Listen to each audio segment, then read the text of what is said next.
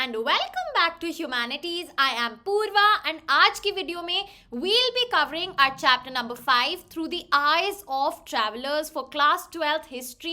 One shot video रहेगी beneficial for both your CBSE boards and CUET. In depth पूरा chapter read करेंगे, understand करेंगे कौन कौन से मेन टॉपिक्स हैं जिसको आपको बार बार रिवाइज करना ही करना है एंड उनको करे बिना नहीं जाना. सो let's get started with the chapter explanation of through the eyes of travellers. पहले हम अपना पेज नंबर 1 पे एक ओवरव्यू लेंगे. इस चैप्टर में हम पढ़ेंगे क्या और किसके बारे में. तो चलिए शुरू करते हैं. सबसे पहले नाम से पता चल रहा है through the eyes of travellers. यहां हम देखेंगे जो ट्रैवलर्स थे, जो आए इंडियन सब कॉन्टिनेंट में, उन्होंने क्या देखा, उनके अकॉर्डिंग यहाँ का कैसा कल्चर था, कैसी सोसाइटी थी, कैसा लैंडस्केप था, क्या कस्टम्स थे, लैंग्वेजेस थी. सो उनकी ऑब्जर्वेशन को हम एनालाइज करेंगे. Right, perceptions of society, overall society में उन्होंने क्या देखा. राइट, अब ये जो टाइम पीरियड है जो हम डिस्कस करेंगे वो है 10th to 17th century. Right, सो सबसे पहले फटाफट मैं आपको ये क्लियर कर दूं कि हम 3 फॉरेन ट्रैवलर्स के बारे में पढ़ेंगे. सबसे पहला है अल बिरूनी. राइट, यहां पे हम लिखते हैं अल बिरूनी. कौन सी सेंचुरी में आए वो? 11th century. ठीक है. Then the second one is Ibn Battuta. ये तो हम सब ने सुना है उस गाने में, इब्न बतूता, है ना. तो ये हमारे आए in the 14th century. And then the third one is Francois Bernier. Right,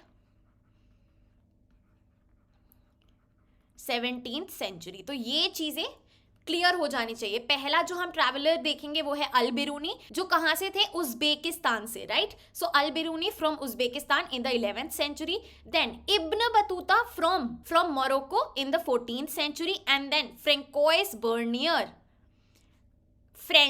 France से आई ये in the 17th century. Clear है सबको? चलिए शुरुआत करते हैं. चलिए, so let's start with the reading. Women and men have traveled in search of work to escape from natural disasters. अब यहाँ पे reasons बताए हैं कि लोग क्यों ट्रैवल करते थे. राइट, आज के दिन भी काम के लिए, इन सर्च ऑफ वर्क. ठीक है, टू एस्केप नेचुरल डिजास्टर्स. अगर जो वहाँ पे जहाँ पे वो रह रहे हैं वहाँ कोई नेचुरल कैलामिटी हो गई है, फॉर एग्जाम्पल अर्थक्वेक आ गया है या फिर बाढ़ आ गई है, कुछ भी हो गया है जिस वजह से अब वो जगह हैबिटेबल नहीं है, तो वो दूसरी जगह ढूंढते हैं. राइट, और भैया जो ट्रेडर्स हैं, जो मर्चेंट्स हैं, जो सोल्जर्स हैं, प्रीस्ट्स हैं, पिलग्रिम्स हैं, एंड बहुत ऐसे लोग हैं जो एडवेंचर करना पसंद करते हैं. So these are the reasons for travelling. तो इन्हीं रीजंस के लिए women and men have travelled.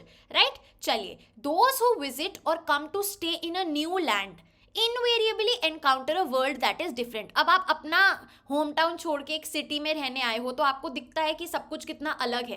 Right, अभी आप कॉलेज में जाएंगे तो most of you who are targeting Delhi university, आप दिल्ली आएंगे अपना गांव छोड़ के, आप देखेंगे यार यहाँ पे कितना अलग है, मौसम भी अलग है, लोग भी अलग है, भाषा भी अलग है, कल्चर भी अलग है. राइट, सो सिंपली ऐसे ही वो जो ट्रैवलर्स थे वो भी यही चीजें नोट करते थे. For example the landscape, the physical environment, customs, languages, beliefs, practices of the people.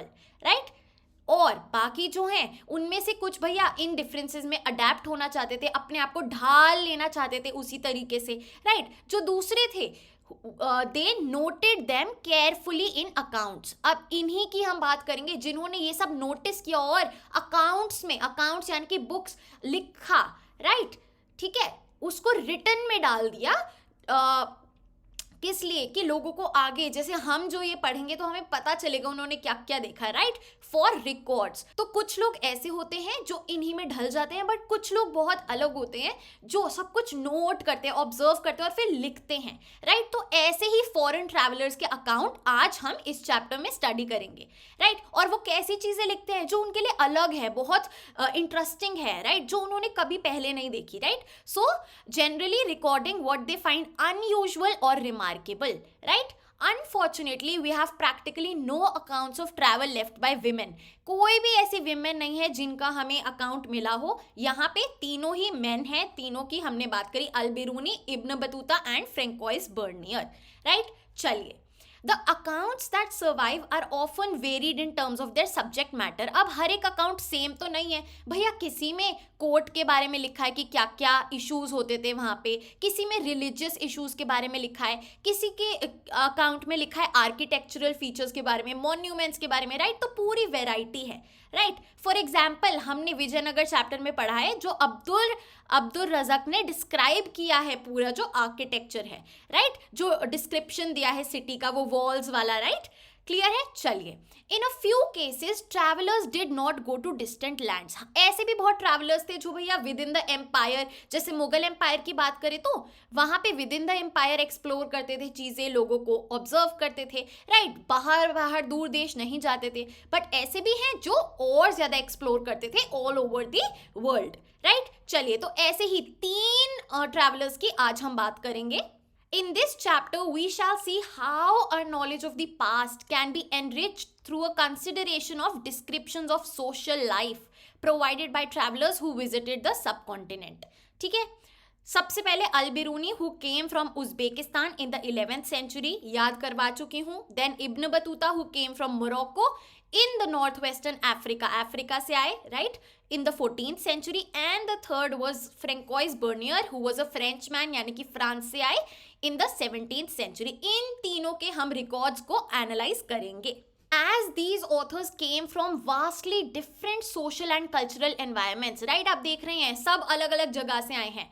That is why they were often more attentive to the everyday activities जो हमें तो कॉमन लगती है इंडिया में, राइट? जो हमारे लिए एकदम वी कैन से हम ऑब्जर्व तक नहीं करते क्योंकि हम इतने यूज्ड टू हो चुके हैं. बट उनके लिए ये बहुत ज़्यादा अलग थी, तो इन्होंने एकदम बेसिक और कॉमन रूटीन्स भी लिखे हैं. It is this difference in perspective that makes the accounts of travellers interesting. यही जो पर्सपेक्टिव का चेंज आया है वही इनके अकाउंट्स को बहुत ज़्यादा इंटरेस्टिंग और एंगेजिंग बना देता है हिस्टोरियंस के लिए.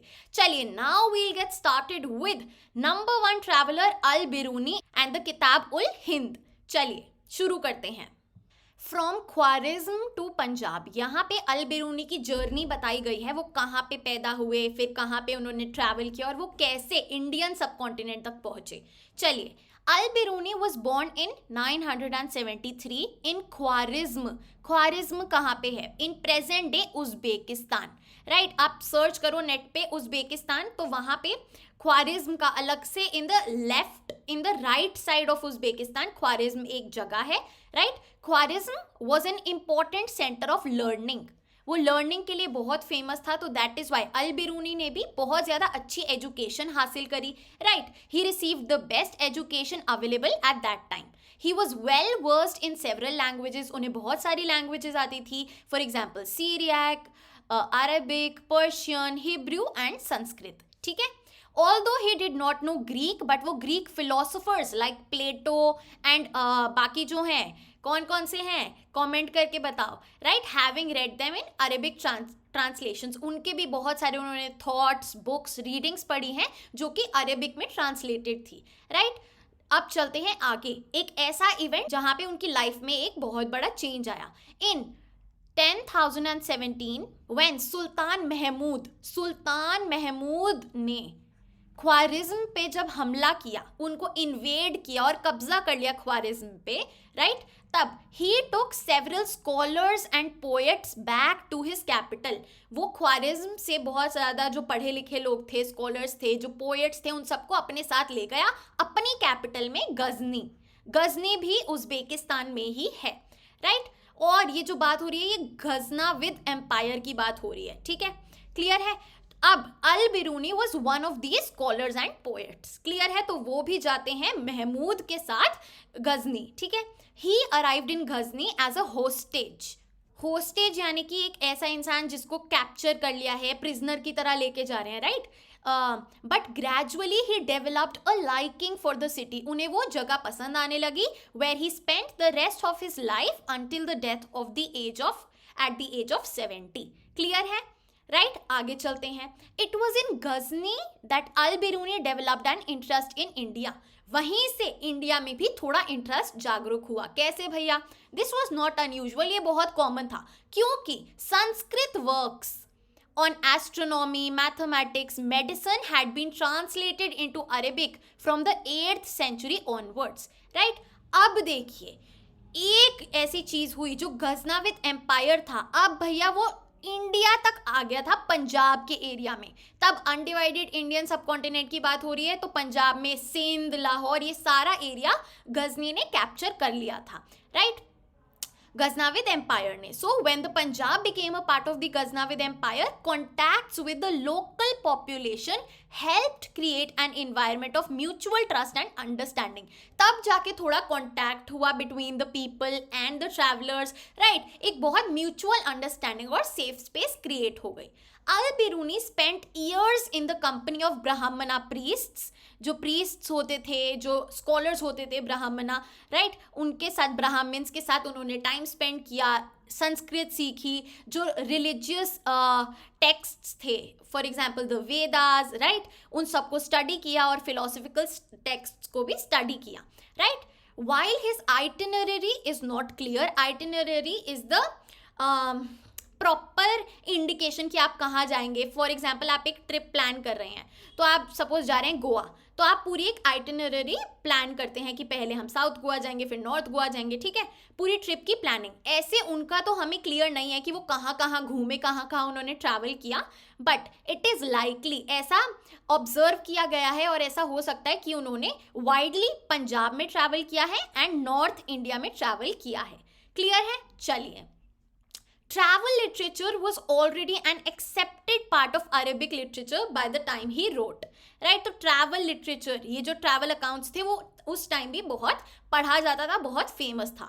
This literature dealt with lands as far as the Sahara Desert in the west. Right? Sahara Desert से लेके river Volga in the north तक. इतना vast travel experience और literature पढ़ा जाता था. आगे चलते हैं. So while few people in India would have read Al-Biruni before 1500, but many others outside India may have done so. तो काफ़ी उनके जो अकाउंट्स थे पॉपुलर थे उस टाइम पे भी. अब ये एक बहुत इंपॉर्टेंट टॉपिक आ जाता है, द किताब उल हिंद. इस पे क्वेश्चन बनता है बिकॉज अल-बिरूनी की ये एक बहुत इंपॉर्टेंट राइटिंग है. क्लियर है?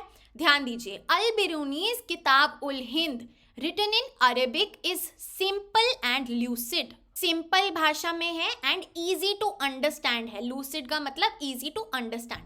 It is a voluminous text, काफ़ी मोटी है, डिवाइडेड इनटू 80 चैप्टर्स. अब 80 चैप्टर्स में क्या क्या सब्जेक्ट्स कवर्ड हैं भैया? Religion and philosophy, festivals, astronomy, alchemy, manners and customs, social life, weights and measures, iconography, laws and meteorology.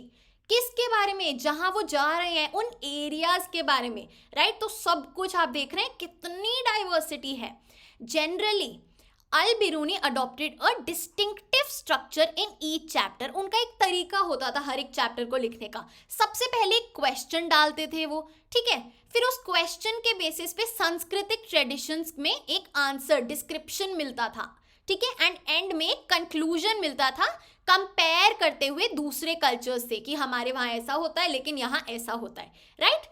Some present day scholars have argued that this almost geometric structure, ये जो इनका structure था लिखने का, एकदम standardised geometric structure, ये इसीलिए है बिकॉज वो बहुत ही ज़्यादा मैथ्स की तरफ इंक्लाइंड थे, मैथमेटिकल ओरिएंटेशन था. राइट? तो बस समझ जाओ कीवर्ड्स यहाँ पे है जियोमेट्रिक स्ट्रक्चर, पहले क्वेश्चन, फिर सांस्कृतिक ट्रेडिशंस और फिर कंक्लूजन. राइट? और ये पैराग्राफ आपको याद करना है, बहुत ज़्यादा इंपॉर्टेंट है. क्लियर है? चलिए. Al-Biruni who wrote in Arabic, language कौन सी यूज करते थे वो? Arabic. Probably intended his work, वो किसके लिए लिखते थे? Mostly for peoples living along the frontiers of the subcontinent. Right? जो सब कॉन्टिनेंट के भैया बॉर्डर्स पे रहते हैं. He was familiar with translations and adaptations of Sanskrit, Pali, Prakrit texts into Arabic. However, he was also critical about the ways in which these texts were written and वो चाहते थे कि वो इनको improve करें. Right? चलिए. Now, before moving to Ibn Battuta's Rilha, जो कि next पेज पे है, हम अल-बिरूनी का ही जो लेफ्ट ओवर है वो आपके बाद के पेजेस में दिखेगा, वो सीधा कवर करते हैं ताकि एक बार में हमारा अल बिरूनी कवर हो जाए, हम ऐसे ही चलेंगे, राइट। सो पेज नंबर 117 के बाद हम सीधा आते हैं ऑन पेज नंबर 124। यहाँ पे आप देखिए, making sense of an alien world, Al Biruni and the सांस्कृतिक ट्रेडिशन। ये अल बिरूनी से ही रिलेटेड है, so Al Biruni in one go will cover, right. इससे हमारी कंफ्यूजन नहीं होगी, जो फ्लो है ना जो अभी तक हमने पढ़ा है वो एक ही टेक में हम कवर कर लेंगे पूरा अल बिरूनी का सेक्शन। चलिए, so now let's move on to further information about Al Biruni. Overcoming barriers to understanding. As we have seen, travelers often compared what they saw in the subcontinent with the practices which they were familiar with. हमने बात करी, जो उनका तरीका भी है। Conclusion में अल बिरूनी क्या करते हैं, कंपेयर करते हैं अपने कल्चर के साथ दूसरे डिफरेंट कल्चर्स को, right. Each traveler adopted distinct strategies to understand what they observed. सबकी स्ट्रैटेजी अलग होती थी समझने के लिए कि हमने ये अभी क्या देखा। Al-Biruni, for instance, was aware of the problems inherent in the task he had set himself. He discussed several barriers. उन्हें क्या problems होती थी, ठीक है। तो ये जो पैराग्राफ है इंपॉर्टेंट है, इस पे क्वेश्चन आता भी है। What were the problems, challenges, barriers faced by the travelers in understanding, right? Language की देखो, आप देखते हो अगर आप मैकडोनल्ड्स वगैरह जाओ और कोई फॉरेनर आए हैं, राइट, वो समझा नहीं पाते हैं उनको कि वो क्या खाना चाहते हैं। सिमिलरली वो एक बैरियर है जैसे लैंग्वेज उनके लिए, ठीक है। तो यहाँ पे हम देखेंगे क्या प्रॉब्लम्स थी जो इन ट्रैवलर्स ने फेस करी, ठीक है। सबसे पहले the first amongst these was language, जैसे मैंने बात करी। सो नंबर 1 है भैया language. According to him Sanskrit was so different from Arabic and Persian that ideas and concepts could not be easily translated from one language to another, right. इतनी अलग है भैया संस्कृत, पर्शियन और अरेबिक से कि ट्रांसलेशन करना भी बहुत मुश्किल हो जाता है। तो सबसे पहला बैरियर है लैंग्वेज का। चलिए सेकेंड बैरियर पे चलते हैं। The second barrier he identified was the difference in religious beliefs and practices. Religion आ गया सेकेंड हमारा barrier, religious beliefs and practices, जो कल्चर है, जो बिलीव्स हैं हमारे, राइट। आप देखते हैं वेस्टर्न कंट्रीज में क्रिश्चियनिटी ज़्यादा है, तो उनके जो वेडिंग का तरीका है उधर जो होता है वो एकदम अलग है यहाँ से, right. So difference in the religious beliefs and practices. The self absorption and consequent insularity of the local population according to him is the third barrier. अब थर्ड बैरियर पे आते हैं। तीसरी प्रॉब्लम क्या है भैया, जो यहाँ के लोग हैं वो ना इंटरैक्ट नहीं करते ज़्यादा, वो ट्रस्ट नहीं करते easily, right. So self absorption, अपने में ही इंट्रोवर्ट है बहुत ज़्यादा, खुल के बातचीत नहीं करते। And insularity of the local population, जो लोकल पीपल हैं वो बहुत ज़्यादा ही इंसुलेटेड है, आइसोलेटेड है, एंड कम्युनिकेशन गैप है, right. So this was the third problem. तीनों प्रॉब्लम्स के आप पॉइंटर्स बना के लिख लीजिए, बहुत इंपॉर्टेंट है। Fine. What is interesting is that even though he was aware of these problems, उन्हें पता था ये problems हैं, but Al-Biruni depended almost exclusively on the works of Brahmanas, often citing passages from the Vedas, the Puranas, the Bhagavad Gita, and the works of Patanjali, the Manusmriti, etc. to provide an understanding of Indian society. Although language एक barrier था, but फिर भी उनका जो source था हमारे traditions explain करने का अपने अकाउंट्स में, वो ब्राह्मणिक लिटरेचर ही था। For example Vedas, Puranas, Bhagavad Gita, Patanjali, Manusmriti, right. Clear है? Very good. So this is a very very very important paragraph. Again I am emphasising on this. अब चलते हैं नेक्स्ट इंपॉर्टेंट पार्ट पे, which is Al-Biruni's description of caste system. Al-Biruni ने भैया caste system explain किया है अपने accounts में, बहुत ज्यादा इंपॉर्टेंट है, ध्यान दीजिए। Al-Biruni tried to explain the caste system by looking for parallels in other societies. Parallels यानी कि comparison, कि भैया हम किसी और सोसाइटी के कंपैरिजन में समझा पाएं जो भी रीडर है उसको। He noted that in ancient Persia, अब पर्शिया का एग्जाम्पल दिया है भैया, क्या होता था वहां पे, 4 सोशल कैटेगरीज थी। कौन कौन सी थी? सबसे पहले नाइट्स एंड प्रिंसेस की, ठीक है, फिर monks, fire priests and lawyers की दूसरी, फिर तीसरी physicians, astronomers and other scientists की, and fourth was peasants and artisans. ये 4 कैटेगरीज थी एंशिएंट पर्शिया में। In other words, he attempted to suggest that social divisions were not unique to India. ये जो कास्ट सिस्टम है, ये जो हम कास्ट के नाम पे मतभेद कर रहे हैं, डिविजन कर रहे हैं, डिफ्रेंशिएशन कर रहे हैं, ये सिर्फ इंडिया में नहीं हो रही, ऑल ओवर वर्ल्ड भी होता आया है। At the same time, he pointed out that within Islam, all men were considered equal, differing only in their observance of पेटी। पेटी यानी कि जो वो चैरिटी करते हैं, राइट। तो यहाँ पे उन्होंने कॉन्ट्रास्ट भी दिखाया है इस्लाम के को कंपेयर करते हुए, right. In spite of his acceptance of the brahmanical description of the caste society, caste system, Al Biruni disapproved of the notion of pollution. But वो किस चीज के अगेंस्ट थे? पॉल्यूशन। पॉल्यूशन से यहाँ पे क्या मतलब है? Untouchability, right. जो अनटचेबिलिटी का ईविल था इंडियन सोसाइटी में, वो इसके अगेंस्ट थे। He remarked that everything which falls into a state of impurity strives and succeeds in regaining its original condition of purity, right. अब देखिए यहाँ क्या लॉजिक आ रहा है। The sun cleanses the air and the salt in the sea prevents the water from becoming polluted, right. अगर ऐसा नहीं होता तो life on earth would have been impossible. Similarly, the conception of social pollution which is intrinsic to the caste society system, जो बहुत ज़्यादा ही बसा हुआ है कास्ट सिस्टम में, was according to him contrary to the laws of nature. वो law of nature के बहुत ज़्यादा ही खिलाफ था, राइट, बहुत ही गलत था, राइट। ये आप देखिए सिस्टम ऑफ वर्नास अल बिरूनी के पूरे जो उनके अकाउंट्स थे उसमें डिस्क्राइब्ड है, शूद्रास, ब्राह्मणास, क्षत्रियास, वैश्यास, राइट। चलिए, as we have seen, Al-Biruni's description of the caste system was deeply influenced by his study of normative Sanskrit texts. उन्होंने ब्राह्मणिकल texts पढ़े थे, right, which laid down the rules of governing the system from the point of view of the Brahmanas, right. वो text किसने लिखे हैं भैया? जो ब्राह्मण scholars थे.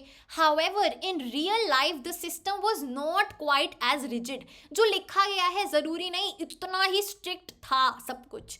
For instance, for example, the category is defined as Antyaja, literally born outside the system, were often expected to provide inexpensive labor to both peasants and zamindars, right. तो उनको इतना भी exclude नहीं करा जाता था, काम निकलवाने के लिए included थे वो system में. In other words, while they were often subjected to social oppression, they were also included in economic networks, right. काम की बात आई, इकोनॉमिक नेटवर्क में उनको इंक्लूड किया जाता था, चाहे सोशली उनको एक्सेप्ट किया जाए या नहीं, राइट. तो इतना रिजिड सिस्टम नहीं था.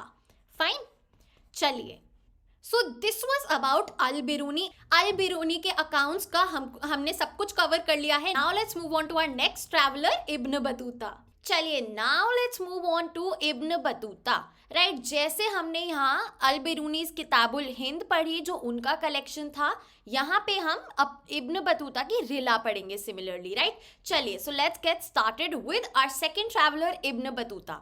सबसे पहले एन अर्ली ग्लोब ट्रॉटर, यानी कि वो एक ऐसी हस्ती थे जो बहुत जल्दी वर्ल्ड वाइड ट्रैवल करना जिन्होंने शुरू किया. चलिए, Ibn Battuta's book of travels, उसका नाम क्या है? Called Rihla. Rihla is the name of the book, written in Arabic, जो लैंग्वेज है that is Arabic. It provides extremely rich and interesting details about the social and cultural life. Social और cultural aspect का discussion हुआ है उनके accounts में. इन the 14th century, century हम पहले ही याद कर चुके हैं, राइट. ये सारी चीज़ें बहुत इंपॉर्टेंट है, ये आप इंट्रोडक्शन में डाल सकते हैं अगर कोई भी क्वेश्चन आता है इब्न बतूता पे. This Moroccan traveler was born in Tangier into one of the most respectable and educated families, right. He was born in Morocco, right. Moroccan traveler है, वहाँ पे एक सिटी है टैंगियर, वहाँ पे वो बॉर्न हुए. एंड जो उनकी फैमिली थी, जो उनका बैकग्राउंड है, बहुत ज़्यादा रिस्पेक्टेबल है, एजुकेटेड है. जो उनकी फैमिली थी उनको एक्सपर्टीज थी किस चीज़ में? इस्लामिक रिलीजियस लॉ, जिसको शरिया बोलते हैं, वो बहुत ज़्यादा वेल रेड थे उस चीज़ में, right. True to the tradition of the family, Ibn Battuta received literary and scholastic education when he was quite young, right. तो similarly वो भी बहुत अच्छी education उन्होंने receive करी. Unlike most other members of his class, Ibn Battuta considered experience gained through travels to be more important source of information knowledge than the books. Right, very very very important. क्या बोला गया है Ibn Battuta के लिए? जो experience आप gain करते हैं ट्रैवल करके वो ज़्यादा कीमती है. किससे? बुकिश नॉलेज से. राइट, जो थ्योरेटिकल चीज़ें हैं उससे ज़्यादा इंपॉर्टेंट क्या है? Practical experience. राइट, चलिए आगे चलते हैं. He just loved travelling and went to far off places exploring new worlds and peoples. Right, before he set off for India in 1332 to 33, he had made pilgrimage trips to Mecca and had already traveled extensively in Syria, Iraq, Persia, Yemen, Oman and a few trading ports on the coast of East Africa. पहले से वो इतना travel कर चुके थे before coming to India in 1332 to 33. Right, 14th century की बात हो रही है. क्लियर है ये तो हमें. राइट, चलिए. Travelling overland through Central Asia, Ibn Battuta reached Sindh in 1333. Right, चलिए अब यहाँ पे इंडिया में वो कैसे उन्होंने सब कॉन्टिनेंट को एक्सप्लोर किया, वो कैसे आए कांटेक्ट में, वो देखते हैं. सो ओवरलैंड सेंट्रल एशिया से होते हुए वो आए. ही रीच्ड सिंध इन 1333. सिंध वही अब पाकिस्तान में है, प्रेजेंट डे पाकिस्तान में, पहले पंजाब का पार्ट था. Right, he had heard about Muhammad bin Tughlaq the sultan of Delhi and lured by his reputation as a generous patron of arts and letters set off for Delhi passing through Multan and Uch.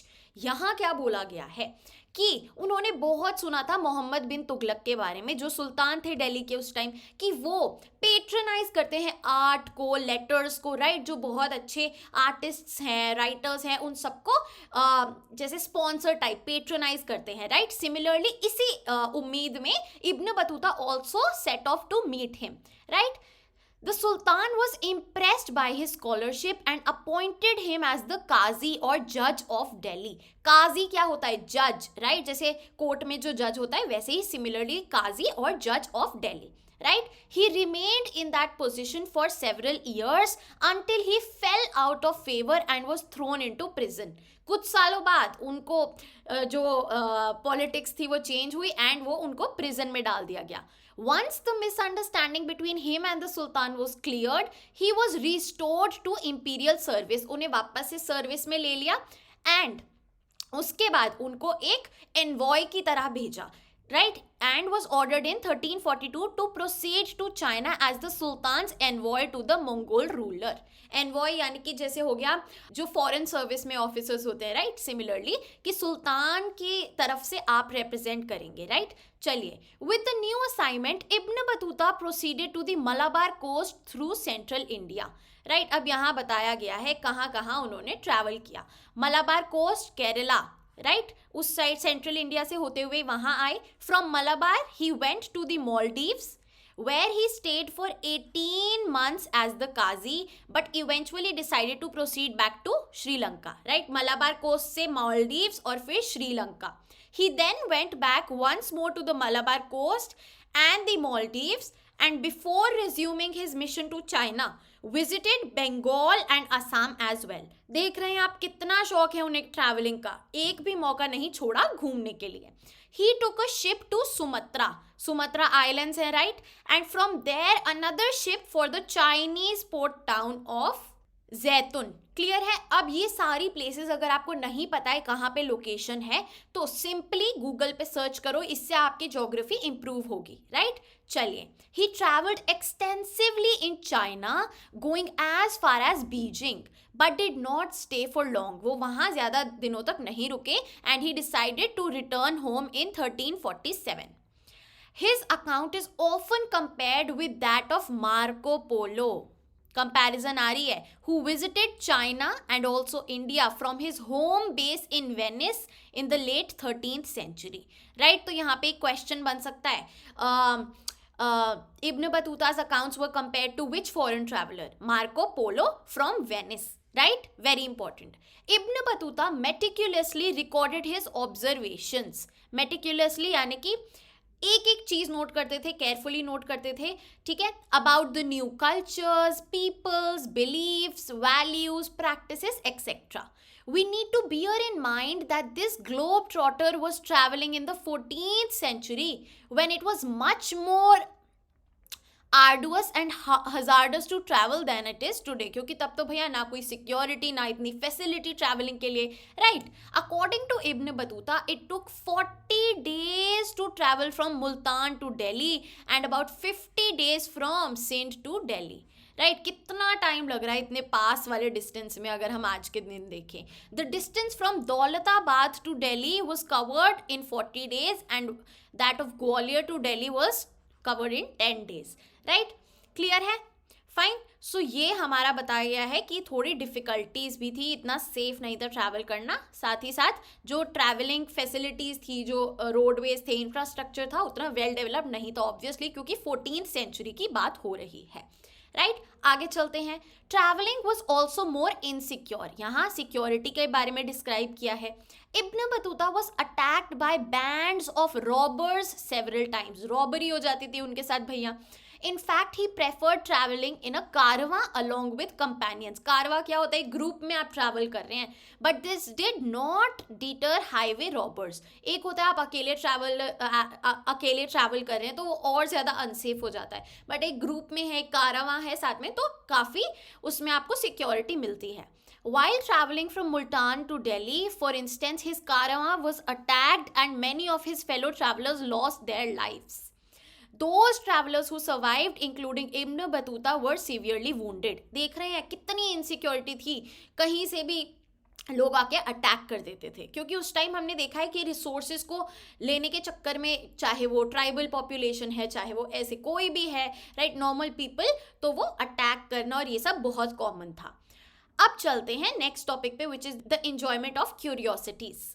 As we have seen, Ibn Battuta was an inveterate traveler who spent several years traveling through North Africa, West Asia, parts of Central Asia, right, the Indian subcontinent and China before returning to his native land Morocco.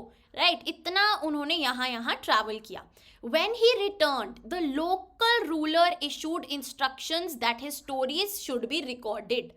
Right, वहाँ के जो ruler थे, local ruler थे, उन्होंने proper order दिया कि जो भी ये बोलेंगे आप लिखे, रिकॉर्ड कीजिए अच्छे से इनके अकाउंट्स. अब हम चलते हैं इब्न बतूता का सेकेंड वाले पार्ट पे, जो हमें आगे मिलेगा, राइट, क्योंकि हम एक ही बार में कवर करेंगे. Right now we move on to Ibn Battuta and the excitement of the unfamiliar. चलिए शुरू करते हैं. By the time Ibn Battuta arrived in Delhi in the 14th century, the subcontinent was part of the global network of communication that stretched from China in the east to northwest Africa and Europe in the west. तो भैया एक communication network तो establish हो चुका है. As we have seen, Ibn Battuta himself traveled extensively through these lands, visiting sacred shrines, जो temples होते थे, spending time with the learned men like Brahmanas, right, and rulers, and often officiating as the Qazi, जो उनका role था, official role था जज का वो, and enjoying the cosmopolitan culture of urban centers where people who spoke different languages like Arabic, Persian, Turkish and other languages shared ideas, information and anecdotes. Anecdotes यानी कि stories. These included stories about men noted for their piety यानी कि charity, kings who could be both cruel and generous, अच्छे भी होते थे same time पे, कभी कभी बुरे भी होते थे, and about the lives of ordinary main and women. ये सारी स्टोरीज सुनने में आई हैं. Anything that was unfamiliar was particularly highlighted in order to ensure that the listener or reader was suitably impressed by the accounts of distant yet accessible worlds. क्या बात हुई, पहले हमने बात करी थी कि जो इनके अकाउंट्स हैं, जो भी अगर कोई आ रहा है बाहर से इंडिया में आ रहा है, तो वो ऐसी चीज़ें देखेगा जो हमारे लिए तो बहुत कॉमन है क्योंकि हम इंडिया में रहते हैं, बट उनके लिए बहुत अनफेमिलियर है, अलग है उनके कल्चर से, राइट. तो वो और ज़्यादा फोकस करेंगे इन प्रैक्टिसेस पे. सिमिलरली जो फोकस था इब्न बतूता के टेक्स्ट्स में, it was on the unfamiliar practices, जो और बाकी फॉरेन रीडर्स जब रीड करते हैं ये अकाउंट्स तो बहुत ज़्यादा इम्प्रेस होते हैं, बहुत ज़्यादा क्यूरियोसिटी जगती है कि वाओ ऐसा होता था वहाँ पे, राइट. सो इसमें बहुत सिंपल ये बात बताई गई है. आगे चलते हैं, एग्जाम्पल्स देखते हैं इसके. द कोकोनट एंड द पान। हम सबको पता है कोकोनट क्या होता है और पान क्या होता है। Some of the best examples of Ibn Battuta's strategies of representation are evident in the ways in which he described the coconut and the pan, two kinds of plant produce that were completely unfamiliar to his audience. Coconut और पान बाहर लोगों को तब नहीं पता था, right. तो देखते हैं कि इब्न बतूता ने कैसे एक्सप्लेन किया है अपने अकाउंट्स में, राइट। तो यहाँ पे देखिए सोर्स 6 में हमें कोकोनट एक्सप्लेन किया हुआ है। These trees are among the most peculiar trees in kind and most astonishing in a habit. They look exactly like date palms without any difference between them except that the one produces nuts as its fruits and the other produces dates. Right? पूरा description है, read कर लो, right. Not necessary, याद करने की जरूरत नहीं है। और यहाँ पे पान के बारे में बताया गया है। क्लियर है? आगे चलते हैं। Now ibn Battuta and Indian cities. Indian cities को कैसे डिस्क्राइब किया है देखते हैं। Ibn Battuta found cities in the subcontinent full of exciting opportunities for those who had the necessary drive, resources and skills. भैया अगर आप में वो अंदर से ड्राइव है एक, राइट, आप चाहते हैं कुछ करना, रिसोर्सेज हैं वहाँ तक पहुँचने के और स्किल्स हैं, तो बहुत बढ़िया अपॉर्चुनिटी मिलती है आपको इंडियन सिटीज़ में, ऐसा उन्होंने बोला। दे वर डेंसली पॉपुलेटेड, बहुत ज़्यादा लोग वहाँ रहते थे, and prosperous except for the occasional disruption caused by wars and invasions. Wars और invasions जब होते थे तब तो बुरी सिचुएशन थी, बट वैसे काफ़ी प्रॉस्परस, काफ़ी चहक महक रहती थी सिटीज़ में और बहुत सारे लोग रहते थे। It appears from Ibn Battuta's account that most cities had crowded streets and bright and colorful markets that were stacked with a wide variety of goods. तो मार्केट में अलग अलग टाइप्स के गुड्स थे, ठीक है, क्राउडेड स्ट्रीट्स रहती थी, बहुत ही कलरफुल मार्केट्स रहती थी। Ibn Battuta described Delhi as a vast city with a great population, the largest in India. Daulatabad in Maharashtra was no less and easily rivalled Delhi in size. और डिटेल में पढ़ना, ये पूरा एक सोर्स आपको गिवन है। चलिए, the bazaars were not only places of economic transactions, ये बहुत इंपॉर्टेंट है। The bazaars were not only places of economic transactions but also the hub of social and cultural activities.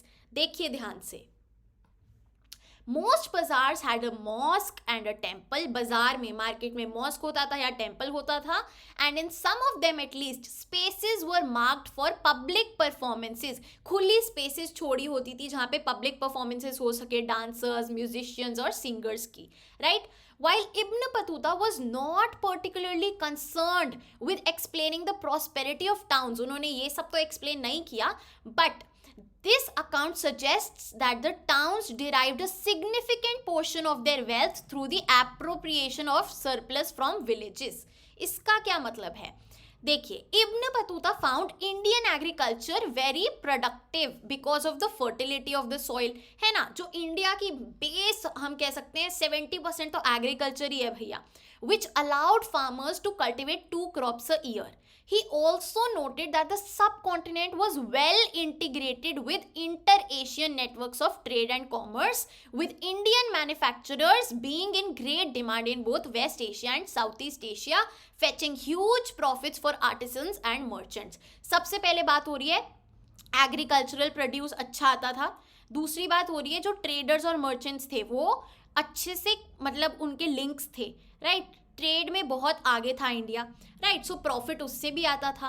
Indian textiles, particularly cotton, cloth, fine muslin, silks, brocade and satin were in great demand. तीसरी बात भैया textiles की हो गई, ठीक है। Ibn Battuta informs us that certain varieties of fine muslin were so expensive that they could be only worn by the nobles and the rich. Right, जो nobles कौन थे, जो खास होते थे किंग के, राइट, जो इंपीरियल हाउस होल्ड में थे या फिर imperial we can say administration का पार्ट थे, एंड रिच तो रिच हैं, राइट। अब यहाँ बात हो रही है कि मोस्ट ऑफ दिस वेल्थ, कैसे इतना प्रॉस्पेरस था सब कुछ, विलेजेस से जो सरप्लस मटेरियल आता था, विलेजेस से जो प्रोड्यूस आता था एग्रीकल्चरल रॉ मटेरियल्स, उसके थ्रू, राइट, क्लियर है. So this is a description of the bazaars being not only places of economic transaction but also the hub of social and cultural activities, right, clear है. चलिए आगे चलते हैं. A unique system of communication. अब system of communication के बारे में क्या बोला है देखिए. The state evidently took special measures to encourage merchants. ये बहुत इंपॉर्टेंट है, इधर से हमेशा आता है, ध्यान दीजिएगा, बोर्ड्स के लिए इंपॉर्टेंट है. Almost all trade routes were well supplied with inns and guest houses. जहाँ जहाँ ट्रेड रूट है, जहाँ से जाते हैं भैया मर्चेंट्स, ट्रैवलर्स, राइट, तो वहाँ पे होटल्स होते थे. इन्स, जो हाईवे पे होटल्स होते हैं उन्हें इन्स बोलते हैं, and guest houses. Ibn Battuta was also amazed by the efficiency of the postal system which allowed merchants to not only send information and remit credit across the long distances but also to dispatch goods required at short notice. एक postal system की बहुत तारीफ होती है. उसमें क्या होता था, आप इंफॉर्मेशन तो भेज ही सकते हैं, साथ ही साथ गुड्स भी भेज सकते हैं जो एकदम शॉर्ट नोटिस पे चाहिए, right. The postal system was so efficient that while it took 50 days to reach Delhi from Sindh, the news reports of spies would reach sultan through the postal system in just 5 days. जहां पे भैया 50 दिन लगते हैं, इधर सिर्फ 5 दिन लगते हैं. ऐसा कैसे है? ये पैराग्राफ आप पढ़ेंगे तो समझ में आएगा, बहुत इंपॉर्टेंट पैराग्राफ है, मैं इसको जरूर रीड करूंगी. This is how Ibn Battuta describes the postal system. In India, the postal system is of two kinds. The horse post, एक है जहाँ पे घोड़े पे जाते हैं, उलुक बोलते हैं उसे, ठीक है, is run by royal horses stationed at a distance of every 4 miles. Her 4 mile के डिस्टेंस पे एक एक घोड़ा खड़ा होता है, ठीक है. द फुट पोस्ट दूसरा है, पैदल चल के, हैज 3 stations per mile, ठीक है, 1 माइल में 3 लोग खड़े हैं. इट इज कॉल्ड दी दावा, ठीक है. This is 1/3 of a mile, clear है, राइट. तो ये आप देखेंगे इस सिस्टम के थ्रू, ये इतनी, जैसे वो हम रिले रेसेस देखते हैं ना, ऐसे ये पोस्ट कम्युनिकेशन, ये पोस्टल सिस्टम वर्क करता था, राइट. सोर्सेज इस चैप्टर के पढ़िएगा, आपको बहुत क्लैरिटी आएगी. अगर मैं अभी पढ़ने बैठ गई तो ये वीडियो हो जाएगी 3 घंटे की. सोर्सेज बहुत आसान है, सिंपल लैंग्वेज में है. ये जो बॉक्सेस हैं पर्पल वाले, these are known as sources, clear है. चलिए, we are done with Ibn Battuta. अब हम आते हैं फ्रैंकोइस बर्नियर पे. चलिए, page number 122, Francois Bernier, a doctor with a difference. इसमें ये सबसे पहले पैराग्राफ में तो बाकी और ट्रैवलर्स की बात हुई है जो इस टाइम पे आए, एंड यहाँ से फ्रैंकोइस बर्नियर का शुरू होता है. तो सबसे पहले let's quickly read the first paragraph. Once the Portuguese arrived in India. सबसे पहले कौन आए थे? पोर्चुगीज आए थे. हमने बात करी है 1497 में, right, in about 1500. A number of them wrote detailed accounts regarding the Indian social customs and religious practices. उनमें से कौन था भैया? Jesuit Roberto Nobili. He even translated Indian texts into European languages, right? Important है CUET के लिए ये कुछ names of other travelers. Among the best known of the Portuguese writers is Duarte Barbosa. तो second one is Duarte Barbosa, who wrote a detailed account of trade and society in South India. Clear है. उसके बाद भैया 1600 में we find growing numbers of Dutch, English and French travellers coming to India. French travellers से ही, France से ही Francois Bernier आए, right. One of the most famous was the French jeweller Jean Baptiste Tavernier, who traveled to India at least 6 times. He was particularly fascinated with the trading conditions in India and compared India to Iran and the Ottoman Empire. Ottoman Empire जो Turkey में भी था, right? Some of these travelers like the Italian doctor Manucci, ये हमारा 4th example है, never return to Europe, वो India में ही settle down हो गए. तो ये आप पॉइंट बना के 4 नाम लिख लो, और ये कहाँ से बिलोंग करते थे, इनका क्या कॉन्ट्रीब्यूशन था, इंपॉर्टेंट है. चलिए, अब हम आते हैं फ्रैंकोइस बर्नियर पे. Francois Bernier, a French man, was a doctor, political philosopher and historian. Like many others, he came to the Mughal Empire in search of opportunities, job opportunities हो, अच्छे lifestyle की opportunities हो, right? He was in India for 12 years. कब से कब तक? 1656 से 1668 तक. क्लियर है, इंपॉर्टेंट है. And was closely associated with the Mughal court as a physician to prince Dara Shukoh. याद करना है आपको ये सब. प्रिंस दारा शुको कौन थे? He was the eldest son of emperor Shahjahan and later, उसके बाद भैया पहले फिजिशियन थे, उसके बाद as an intellect and scientist with Danishmand Khan and American noble at the Mughal court. 2 role थे उनके. क्लियर है. 12 साल तक रहे, पहले as a physician to prince Dara Shukoh and then as an intellect and scientist with Danishmand Khan. Clear है. चलिए अब देखते हैं उन्होंने क्या अपने अकाउंट्स में बोला है.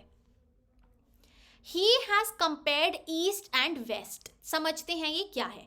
Bernier traveled to several parts of the country and wrote accounts of what he saw, frequently comparing what he saw in India with the situation in Europe. अब वो भैया इंडिया और यूरोप का कंपैरिजन करते थे क्योंकि वो यूरोप से आए हैं, फ्रांस यूरोप में है ना. तो जिस चीज़ से वो पहले फेमिलियर थे और जो अब नई है, इंडिया और यूरोप को कंपेयर करते हैं. He dedicated his major writing to Louis XIV, the King of France, and many of his other works were written in the form of letters to intellectual and influential officials and ministers. Right. तो वो अपना जो इनकी सारी writings थी किसको इन्होंने dedicate करी? The Prince, the king of France Louis 14 and other officials and ministers. In virtually every instance, Bernier described what he saw in India as a bleak situation. India तो बहुत बुरा है यूरोप के सामने in comparison to developments in Europe. बहुत ही bleak situation, बहुत ही poor situation दिखाई उन्होंने. As we will see, the assessment was not always accurate. ज़्यादा accuracy नहीं थी. However, when his works were published, Bernier's writings became very popular.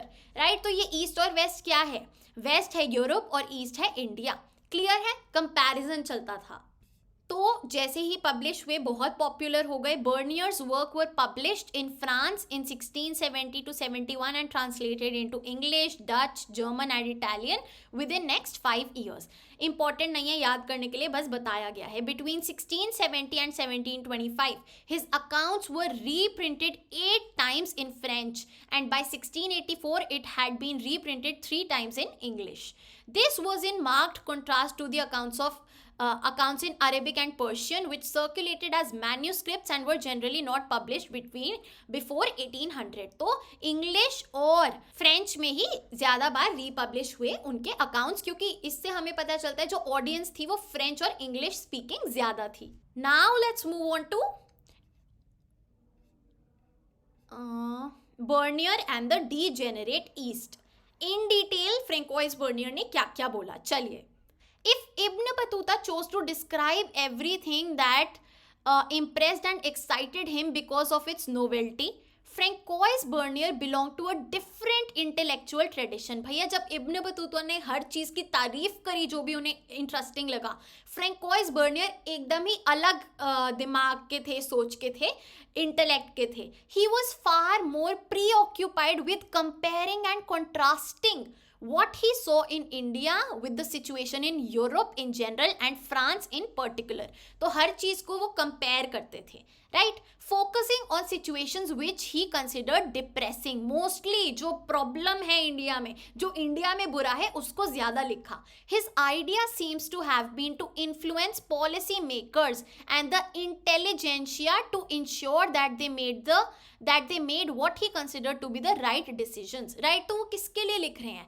Policy makers के लिए, जो भैया ऑफिशियल्स हैं, इंटेलिजेंट क्लास है, उनके लिए, उनको बताने के लिए कि आप आगे जाके भैया राइट डिसीजंस लेना. ये तो बहुत ही ज़्यादा पुअर सिचुएशन है.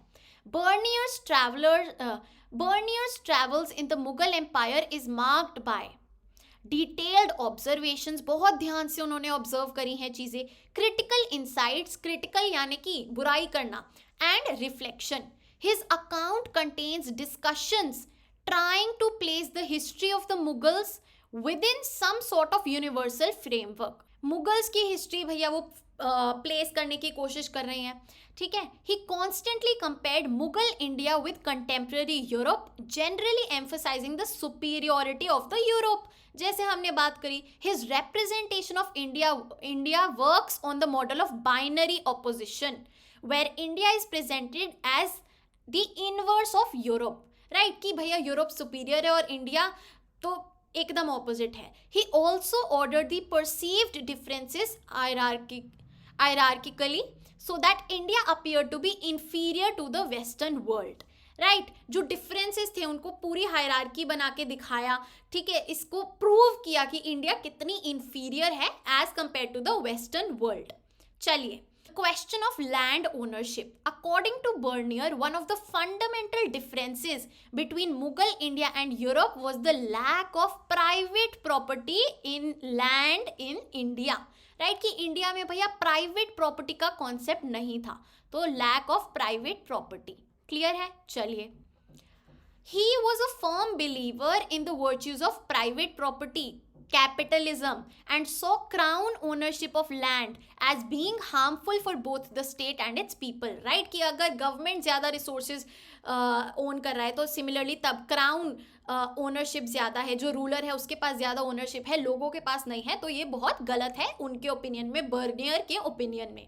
He thought that in the Mughal Empire the emperor owned all the land and distributed it among his nobles, and that this had disastrous consequences for the economy and society.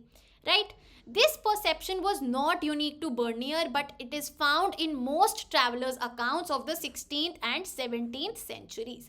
Right ये जो private property, देखो सारा land वहाँ मुगल में king के पास होता था, वो बाकी अपने नोबल्स में डिस्ट्रीब्यूट कर देता था. राइट जो जमींदारी सिस्टम आया, राइट ज्योतिदारी सिस्टम आया, वो सब. क्लियर.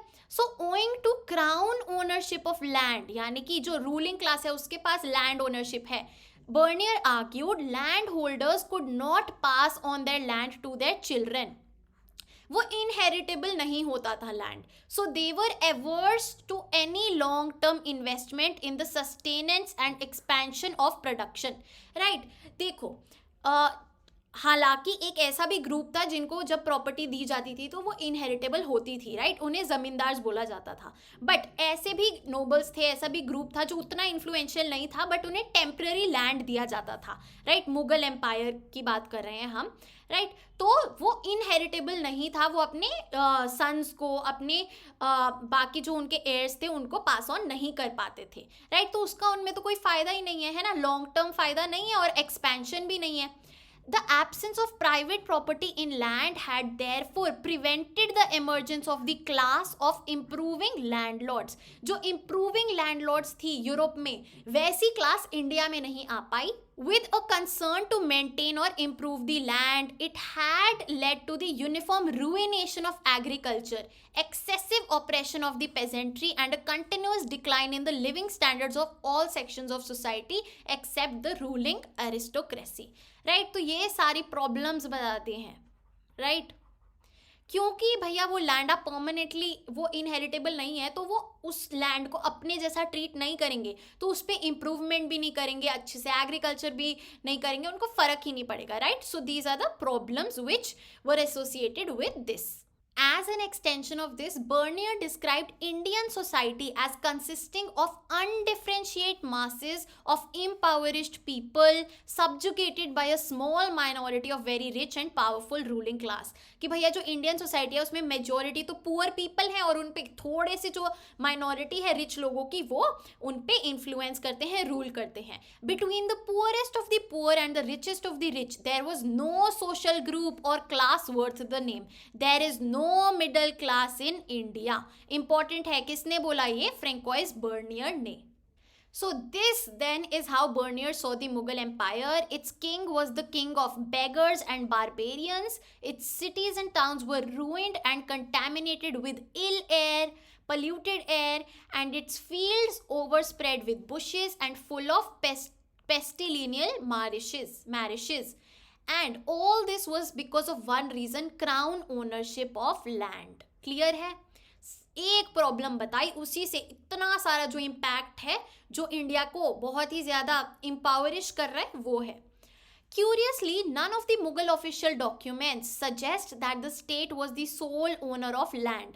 भैया अगर अब हम क्रॉस चेक करें, हम मुगल एम्पायर के अकाउंट्स में देखें तो ऐसा कुछ भी नहीं बताया गया है कि सारा लैंड जो रूलर है वो ओन करता है, जो गवर्नमेंट है, द स्टेट है, वो ओन करती है.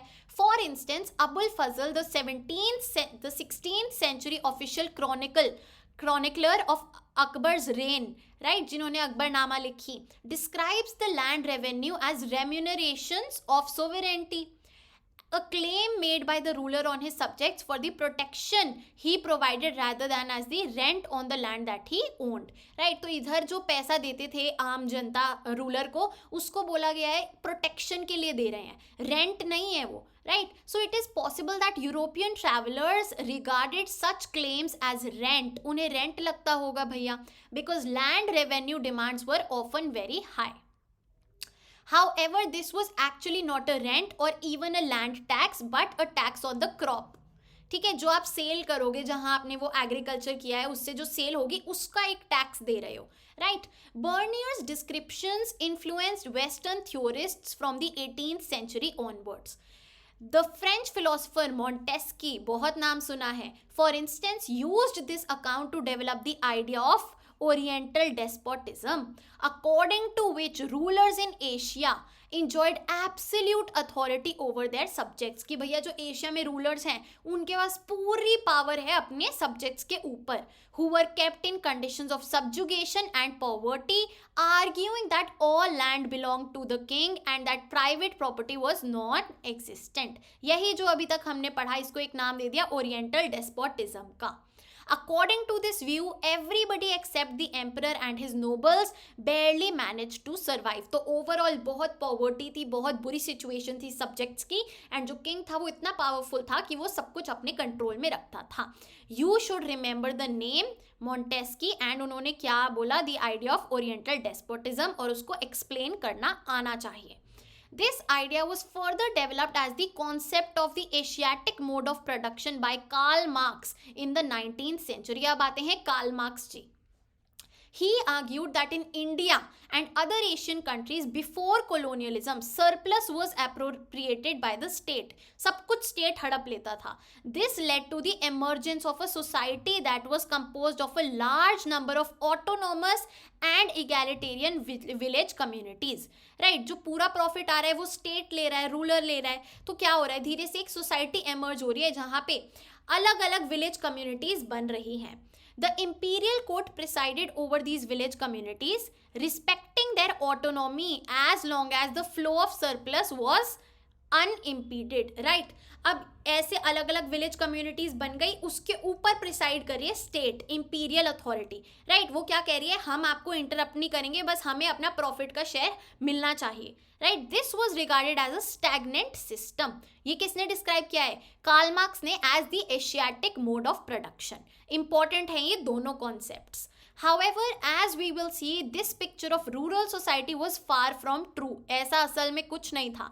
In fact, during the 16th and 17th centuries, rural society was characterized by considerable social and economic differentiation.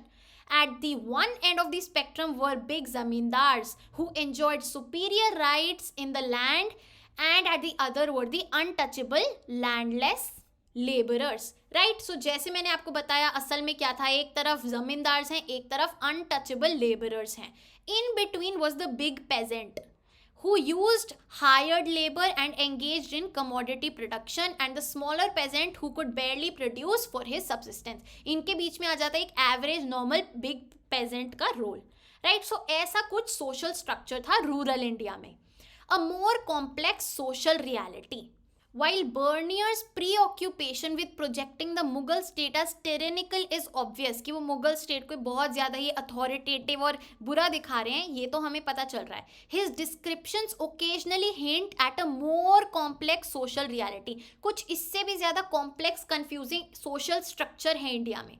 For instance, he felt that artisans कौन है, जो क्रिएटिव चीज़ें बनाते हैं, right, had no incentive to improve the quality of their manufactures since profits were appropriated by the state. भैया अब आप मेहनत क्यों करोगे, जो आपका प्रॉफिट आ रहा है वो आप किसी और को दे रहे हो, तो आप इम्प्रूवमेंट ही नहीं करोगे ना अपने काम में.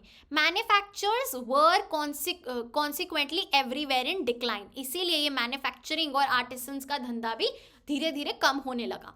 At the same time, he considered that vast quantities of the world's precious metals flowed into India, as manufactures were exported in exchange of gold and silver.